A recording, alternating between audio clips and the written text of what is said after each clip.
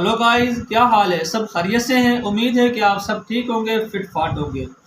तो गाइस, मैं हूं मोहम्मद तैयब और मैं हूं मोहम्मद ताहिर। तो गाइस, हमारे यूट्यूब चैनल पर आपका स्वागत है। आज हम जिस वीडियो पर रिएक्ट करने वाले हैं उसका टाइटल है जी इंडिया सीक्रेट वेपन्स। हम ये वीडियो देखेंगे, इस पर हम मज़ीद कुछ बात भी करेंगे। आपने इस वीडियो को एक बार हमारी नज़र से ज़रूर देखना है और इस वीडियो को आपने शुरू से लेकर आखिर तक ज़रूर देखना है। वीडियो पसंद आए इसको लाइक कीजिए, अपने दोस्तों के साथ इसको शेयर कीजिए और हमारे यूट्यूब चैनल को सब्सक्राइब करना मत भूलिएगा। तो आइए गाइस, वीडियो की तरफ वीडियो करते हैं स्टार्ट। दोस्तों, यदि आपको जानना है कि भारत तरक्की कर रहा है या फिर नहीं तो आज का ये वीडियो आपको पूरा जरूर देखना चाहिए। असल में आज अमेरिका ने पूरी दुनिया के सामने इसका बड़ा सबूत पेश कर दिया है, जहां रिसेंटली अमेरिका की तरफ से भारत को उसकी प्रायोरिटी वॉच लिस्ट के अंदर शामिल किया जा चुका है, जहां ये प्रायोरिटी वॉच लिस्ट WIPO यानी कि वर्ल्ड इंटेलेक्चुअल प्रॉपर्टी ऑर्गेनाइजेशन का हिस्सा है और अमेरिका समय समय पर भारत, चीन जैसे देशों को इसमें शामिल करता रहता है और ये अमेरिका का डर आज पूरी दुनिया के सामने आ चुका है। असल में इस लिस्ट में उन देशों को तभी शामिल किया जाता है जब अमेरिका को उसकी कंपनियों के ऊपर बड़ा खतरा नजर आता है। इस लिस्ट के दौरान जो भी देश ज्यादा रिसर्च कर रहे हैं, ज्यादा पेटेंट फाइल कर रहे हैं या फिर ज्यादा कॉपीराइट्स, इससे अमेरिका को समझ में आ जाता है कि इस देश के अंदर रिसर्च बड़े स्तर पर की जा रही है। अगर इस देश को इस लिस्ट में शामिल नहीं किया गया तो ये देश समय के ज्यादा आगे निकल जाएगा और एक बार फिर भारत, चीन सहित कई देशों को इस लिस्ट में शामिल किया जा चुका है। वहीं दूसरी तरफ भारत है, जिसने अमेरिका की इन सभी चीजों को नजरअंदाज करते हुए भारत के बेंगलुरु बेस्ड स्टार्टअप जिसका नाम है new space research and technologies, उन्होंने नेक्स्ट जनरेशन वेपन सिस्टम को तैयार कर लिया है। ये एक ऐसा वेपन सिस्टम है जो दिखने में आपको बिल्कुल ड्रोन जैसा दिखेगा, लेकिन ये ड्रोन से कई गुना ज्यादा आधुनिक और ताकतवर है। और अब यही भारतीय स्टार्टअप भारत की सबसे बड़ी डिफेंस PSU यानी कि हिंदुस्तान एरोनॉटिक्स लिमिटेड के साथ मिलकर के इसके प्रोडक्शन पर काम शुरू कर चुका है। यानी कि भारतीय वायुसेना की ताकत कई गुना ज्यादा बढ़ जाएगी और भारत के नए नए स्टार्टअप इसी तरीके के पेटेंट फाइल करते हुए अमेरिका जैसे देशों की टेंशन बढ़ा रहे हैं। फिलहाल ये पूरा प्रोजेक्ट क्या है, छोटे से वीडियो में आसान भाषा में समझाते हैं। बस हमें सपोर्ट करने के लिए इस वीडियो को छोटा सा लाइक और चैनल को सब्सक्राइब जरूर कीजिएगा। दोस्तों, असल में new space research and HL के द्वारा जिस प्रोजेक्ट पर काम शुरू किया गया है उसका नाम है अल्फा एस ड्रोन। इसकी विशेषताएं ये है कि ये एक ड्रोन के जैसे दिखने वाली तकनीक है, लेकिन ये काफी बड़ी मशीन है। इसमें बहुत सारे छोटे छोटे ड्रोन्स को अंदर फिट किया जाता है और इस बड़ी मशीन को किसी भी फाइटर जेट एयरक्राफ्ट से ले जा करके कहीं पर भी लॉन्च किया जा सकता है, जिस तरीके से मिसाइल्स लॉन्च की जाती हैं। और जैसे ही इसे लॉन्च किया जाता है उसके बाद ये अपना काम करना शुरू करता है। इस बड़ी सी मशीन में चारों तरफ विंग्स लगे होते हैं, ये हवा में आसानी से रुक सकता है और इसके अंदर से तमाम सैकड़ों की संख्या में ड्रोन निकलते हैं। वो छोटे छोटे ड्रोन्स न ही रडार की पकड़ में आते हैं और इनमें कई तरीके के हथियारों को आसानी से लगाया जा सकता है और सैकड़ों की संख्या में निकले हुए ड्रोन दुश्मन के किसी भी ठिकाने को आसानी से मार सकते हैं और एक साथ कई ठिकानों को आसानी से टारगेट कर सकते हैं। अगर हमें इस मशीन की लंबाई की बात करें तो करीब 1 से 2 मीटर के बीच इसकी लंबाई रहेगी। इसकी रफ्तार 100 किलोमीटर प्रति घंटे रहेगी, लेकिन इसकी रफ्तार को भी बढ़ा करके 150 किलोमीटर प्रति घंटे किया जा रहा है और पूरे लोड के साथ ये 100 किलोमीटर प्रति घंटे की रफ्तार से आसानी से उड़ सकता है। इसके फायदों की बात की जाए तो भारत स्वदेशी तकनीक में आसानी से आगे बढ़ सकता है और हमें जितनी जरूरत होगी हम उतने ही ड्रोन आसानी से प्रोड्यूस कर सकते हैं, साथ ही साथ अंतर्राष्ट्रीय स्तर पर इन्हें एक्सपोर्ट कर सकते हैं। दूसरी चीज कि हमें इजराइल जैसे देशों पर अपनी निर्भरता को कम करने का मौका मिलेगा। आपको बता दें, भारत के अंदर अभी भी जितने ज्यादा ड्रोन इस्तेमाल किए जाते हैं ये भारत को अलग अलग देशों से इम्पोर्ट करने पड़ते हैं और करोड़ों रुपए का बजट हम सिर्फ इन ड्रोन को इम्पोर्ट कराने में खर्च कर देते हैं। लेकिन इस नए पार्टनरशिप की मदद से भारत के अंदर आधुनिक से आधुनिक ड्रोन तैयार किए जा रहे हैं जो भारतीय वायुसेना की ताकत कई गुना ज्यादा बढ़ाएंगे और आत्मनिर्भर भारत की दिशा में ये एक बड़ा कदम माना जा रहा है। और भारत किस तरीके से तरक्की करा है, अमेरिका की तरफ से जारी की गई प्रायोरिटी वॉच लिस्ट में आप भारत का नाम। जिस तरह का आजकल वक्त जा रहा है, जिस तरह का दौर जा रहा है, तो जितनी हो सके अपनी जो दिफाई सिस्टम है ना, जिस मुल्क का दिफाई सिस्टम अगर तगड़ा है ना तो उसकी तरफ कोई और मुल्क जो है ना मैली आँख से नहीं देख सकता। तो ये बात जो है ना हर मुल्क जो है ना अपने अपने हिसाब से अपने दिफाई सिस्टम को तगड़ा करने की कोशिश कर रहा है। लेकिन अगर भारत की बात की जाए तो भारत आए दिन कोई ना कोई नया जो है ना कोई ना कोई चीज़ वो है ना तैयार भी कर रहा है और दूसरी कंट्री से ख़रीद भी रहा है, क्योंकि भारत को बहुत सी ऐसी मसाइल का भी सामना है कि जिसकी वजह से उसके चारों तरफ यानी कि ना कुछ ऐसे देश है जिसकी वजह से उसको अपना जो डिफेंस सिस्टम है या अपनी जो दिफाई सिस्टम है उसको जितना तगड़ा करना हो वो उतना ज़्यादा तगड़ा करने की उसको कोशिश में लगा रहता है।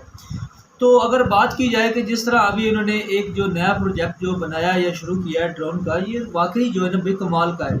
अगर बात करें अमेरिका की तो भाई अमेरिका तो बड़ा जो है ना एक चालाक बिल्ली है। तो उसको जब लगता है ना कि कोई मुल्क जो है ना मुझसे आगे निकलने की कोशिश कर रहा है या अपने पाँव पे खड़े होने की कोशिश कर रहा है या पाँव पे खड़ा हो चुका है, तो वो उसके साथ जो है ना अटैच होने की कोशिश करता है। तो वो चापलूसी की कोशिश करता है कि किसी तरह से मैं इसको खुद से आगे ना निकलने दूँ, बल्कि मैं इसको नीचे अपने नीचे दबा के रखूँ। लेकिन अब जो है ना ये उसकी भूल है कि भारत उसके कोई चंगुल में आएगा या उसकी कोई बात मानेगा। भाई ना अभी ये देखिए ना, ये इनका ना, मैं तकरीबन आज से तकरीबन 2 माह पहले ना एक वीडियो देख रहा था कि जो इंडिया है ना, इसके पास अब ये बनाने जा रहा है न्यूक्लियर बैटलशिप। हाँ जी, यानी कि जो एक बैटलशिप होता है ना, बेड़ा होता है, जंगी बेड़ा, उसको तकरीबन 1 या 2 माह बाद ना, यानी कि दोबारा आना पड़ता है ज़मीन के ना करीब बंदरगाह पे आना पड़ता है उसका वो फ्यूल वगैरह भरने के लिए। हाँ जी। लेकिन इंडिया दुनिया का फर्स्ट न्यूक्लियर बना रहा है बैटलशिप, जो तकरीबन 2-3 साल ना अंदर ही रहेगा, समुद्र के अंदर वाह! यानी क्या कि। बात है यार! बड़ी कमाल की बात है। ये नहीं कि ये जो सीक्रेट जो होते हैं ना प्रोजेक्ट, ये जब लीक होते हैं ना तो फिर दूसरे जो होते हैं ना इस तरह के मुल्क, जिस तरह के अमेरिका, बरतानिया, फ्रांस वगैरह, तो उनकी वो जलती है। तो ये जो ना जब जलती है ना तो वो कोशिश करते हैं कि यार ये या तो इनका जो प्रोजेक्ट फ़ेल किया जाए, तो या इनके साथ अटैच होया जाए, जो इन्हें इनसे वो चुराया जाए या किस तरह के ये काम कर रहे हैं। यानी कि उनकी ये सोच अभी तक वहाँ तक गोरों की अड़ी हुई है कि यार ये जो एशियाई मुल्क हैं, जिनको हमने आज तक नीचे दबा के रखा, ये हमसे आगे निकल ही नहीं सकते। सारी टेक्नोलॉजी हमारे पास है, सारा कुछ हमारे पास है, ये हमारा क्या बिगाड़ सकते हैं। लेकिन ये उनकी सोच है। अब ये वो अपनी सोच जो है ना वो अपने ज़हन से निकाल दें। अरे भाई ये बात ही उनको हज़म नहीं हो रही कि जिस तरह के उन्होंने अभी चंद्रयान 3 जो लॉन्च किया था और बड़े जो कामयाबी के साथ जो उसने साउथ पोल में लैंड किया था, ये बात ही नहीं उसको हज़म हो रही। क्योंकि देखिए ना कि आज तक कोई भी ऐसा जो है ना जो स्पेस जो मिशन होता है ना, वो आज तक कोई ऐसा स्पेस मिशन जो है ना कामयाब नहीं हुआ कि जो साउथ पोल में चाँद की दूसरी परत में, जहाँ पे बिल्कुल अंधेरा ही अंधेरा, यानी कि वहाँ तक ना तो गया है कोई, ना किसी ने वहाँ देखा है किसी चीज़ को, ना वहाँ पे किसी ने अपना जो कोई स्पेस जो है ना शिप जो है ना स्पेस या जो होती है ना वो नहीं उतारी। लेकिन भारत ने रॉकेट को यानी कि स्पेस रॉकेट वहाँ पे नहीं उतारा। लेकिन भारत ने जो है ना ये जो अनहोनी करके दिखाई है ना, तो ये बात उनको हज़म नहीं हो रही कि वो यार देखें ना कि ये वो भारत जिसके बारे में हम बात किया कहते थे कि ये जिसको हमने 100 साल नीचे दबा के रखा, जहाँ जिस पर हमने हुकूमत की है जिन लोगों पर, आज वही लोग यार हमसे आगे निकल रहे हैं। तो ये बात उनको हज़म नहीं होती। तो इसी वजह से वो जो है ना ऐसी उल्टी सीधी जो है ना हरकतें करते रहते हैं। या तो वो लालच देते हैं, अगर देखो लालच में नहीं आ रहे तो वो फिर कोशिश करते हैं कि नीचे दबाने की कोशिश करते हैं, धमकी देने की कोशिश करते हैं। तो फिर धमकी जब देखे ना कि धमकी नहीं कामयाब हो रही या इस तरह की बात वो नहीं मान रहे, तो फिर लास्ट उनका जो हरबा होता है ना वो ये होता है कि अपने साथ मिलाने की कोशिश करते हैं कि भाई आप हमारे साथ मिल जाओ, ठीक है ना, हम आपको अपनी लिस्ट में शामिल करते हैं। तो वो ये नहीं कि वो चापलूसी करने की कोशिश करते हैं। तो भाई अब जो है ना ये एशियाई कंट्री जितनी भी है बड़ी सियानी हो गई है। लेकिन भाई दुआ करो कि हम भी सियाने हो जाएं।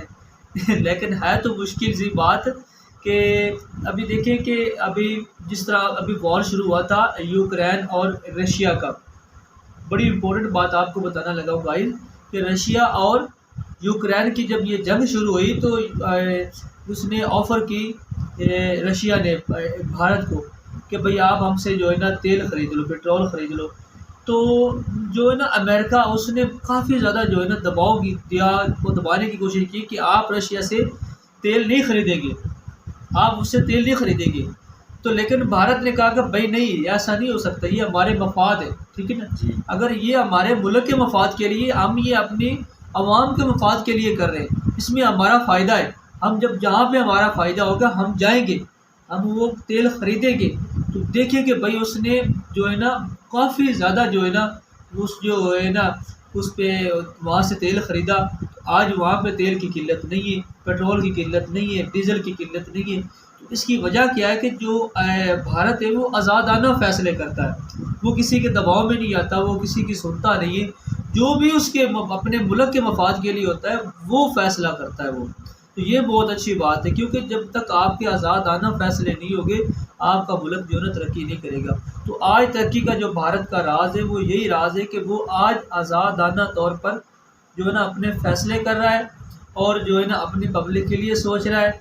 इस वजह से भारत आज जो है ना तरक्की की बुलंदियों को छू रहा है। और आज भारत की इकॉनमी देख लें, वहाँ के एक जो सिटी है या एक राज्य है, जो वहाँ या एक जो सूबा है, उसकी अगर जीडीपी देख लें, हमारे पूरे मुल्क की जीडीपी देख लें, तो फिर भी उनकी जीडीपी ज़्यादा है। एक कश्मीर के जो श्रीनगर है, वहाँ की जीडीपी देख ले और हमारे मुल्क की जीडीपी देख ले, उनकी जीडीपी फिर भी ज़्यादा है। तो इसकी वजह क्या है कि उसके जो फैसले वो भी वो आज़ाद आना है, वो किसी की नहीं सुनता, चाहे वो भारत, चाहे वो अमेरिका हो या उसका बाप ही क्यों ना हो या कोई भी मुल्क हो, तो वहाँ पे उसकी हुकूमत नहीं चलेगी। ठीक है, आपके दोस्ताना ताल्लुकात हैं तो आप रखें, ताल्लुकात रखने चाहिए, मतलब ये दूसरे कंट्रियों के साथ लेन देन करना चाहिए। इसके अलावा एक और बात भी बताता चलूँ कि भारत के अंदर बहुत से ऐसी कंपनीज़ हैं, बहुत से ऐसे प्रोजेक्ट हैं जो अमेरिका ने लगाए हुए हैं। ये गूगल कंपनी है वहाँ पे, और इसके अलावा जो अमेज़ोन है वो भारत के अंदर है, और इसके अलावा और भी बहुत से प्रोजेक्ट हैं। अभी एक जो बिल गेट्स लगा रहे हैं वहाँ पर, जो एलन मस्क लगा रहे हैं वहाँ पे, जो अभी खबर आई थी कि वहाँ पे वो कंपनी अपनी लॉन्च कर रहे हैं। मैं जो आईफोन की जो मैन्युफैक्चरिंग है वहाँ होगी। तो ये देखें ना कि कितने बड़े प्रोजेक्ट है, ये प्रोजेक्ट कैसे आए। आईफोन की भाई वो उधर यानी कि कंपनी वगैरह लॉन्च होगी, फिर तो इंडिया का तकरीबन आधा मुनाफा तो इंडिया को है, क्योंकि आईफोन भाई यही बात है। 10% शेयर है ना आईफोन के, तो आप यानी कि पता नहीं कितने एकड़ ज़मीन भेज देना, तो भाई यानी कि वहाँ आधा पे मुल्क ये भेज देता, आपको 10% शेयर नहीं खरीद बहुत सकते। सी ऐसी कंपनियां हैं जो भारत के अंदर लगाई जा चुकी हैं और लग रही है, और वहाँ पे इन्वेस्टर आ रहे हैं। और इन्वेस्टर आपके मुल्क में इन्वेस्टर कैसे आते हैं कि आपकी अगर यानी कि उनको जैसे उनको लगा कि हमारा जो पैसा हमने लगाना है वो सिक्योर है, ठीक है ना, उसको कोई जो है ना चोरी नहीं कर सकता या वहाँ पे हमें कोई फ्रॉड नहीं कर सकता। तो जो जिसको जो मुतमईन हो जाते हैं तो फिर वो आते हैं। तो आज जो इन्वेस्टर है वहाँ पे आ रहे वो हैं। बिजनेसमैन, इनको पता है किधर बिजनेस निकलेगा, किधर हमें फ़ायदा होगा, किधर नुकसान होगा। वैसे भी किधर वहाँ का मुल्क बहुत बड़ी आबादी है, और वहाँ बहुत बड़ा मुल्क है, और उनको वैसे भी लगता है कि हमारा यहाँ पे पैसा सिक्योर रहेगा, हमारा बिज़नेस जो है ना वो जो है ना चलेगा। तो ये अगर ऐसा मुल्क में अगर बिज़नेस लगा दे जहाँ पे पता ही नहीं कि यार हमारा बिज़नेस चलेगा भी नहीं चलेगा, हमारा पैसा वो जो है ना वो लॉस में जाएगा, जहाँ पे अगर किसी को मुनाफा हो तो वहाँ पे वो जो है ना इन्वेस्टमेंट करता है। ये देखें ना कि अभी सऊदीया है, उसकी बड़ी वहाँ पे इन्वेस्टमेंट है, और उसके अलावा दुबई है, वहाँ की बहुत ज़्यादा, वहाँ पे इंडिया में भारत में इन्वेस्टमेंट है। इसकी वजह क्या है?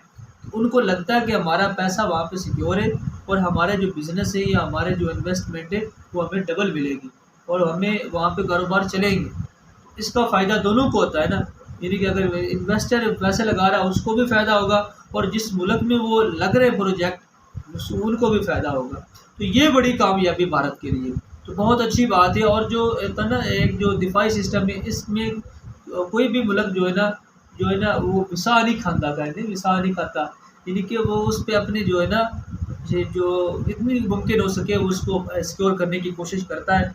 तो भारत भी इस वक्त जो है ना बहुत ज़्यादा जो है ना असला भी ख़रीद रहा है, और जो है ना नए जो उनके जो आ रहे हैं ना अभी चीज़ें लॉन्च हो रही हैं। मिसाल के तौर अभी देखें कि इन्होंने ड्रोन जो है वो लॉन्च किया, अभी उनकी पूरी दुनिया में नहीं है, सिर्फ अभी भारत के पास है। अभी आपने बात की थी कि वो शिप जो है ना वो लॉन्च कर रहे हैं, जो पूरी दुनिया के पास नहीं है। तो यही बातें जो है ना वो दूसरों को हज़म नहीं होती।